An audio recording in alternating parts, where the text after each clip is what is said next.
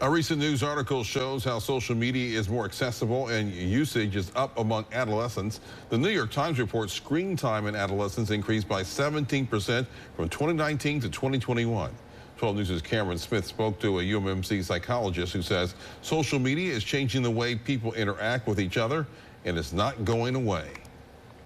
What we know is that social media is not inherently bad. It can be a source of joy. It can be a source of stress relief.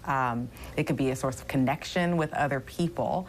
The challenge is when usage of social media starts to negatively impact your life outside of the screen, when it starts to impact your mood, and it starts to impact the way you think about yourself, and starts to impact the way you interact with other people. Dr. Gabrielle Banks says from an early age, parents need to make sure that they can have open conversations with their children. So the building blocks of an open conversation is to make sure that parents are approaching their children in a non-judgmental way and in a very neutral tone. Last week, the heads of social media giants, including Meta, Snapchat, TikTok, and Discord, were on Capitol Hill being grilled by lawmakers over the dangers, particularly among teens, on social media. So one of the dangers that we recognize with social media is access that other people have to children, specifically like cyber bullies, people who are bullying them over social media have access to children wherever they are, but also there's also a risk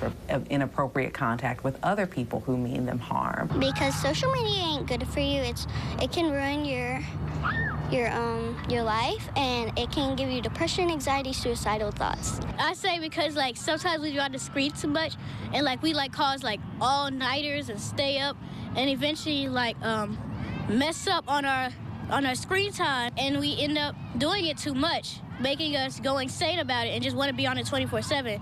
Dr. Banks says social media can be good, however, it can also be bad, and it's good to have that healthy balance. Sometimes it's good just to put the electronic devices away and come out here to the park for some face-to-face human interaction on a beautiful afternoon.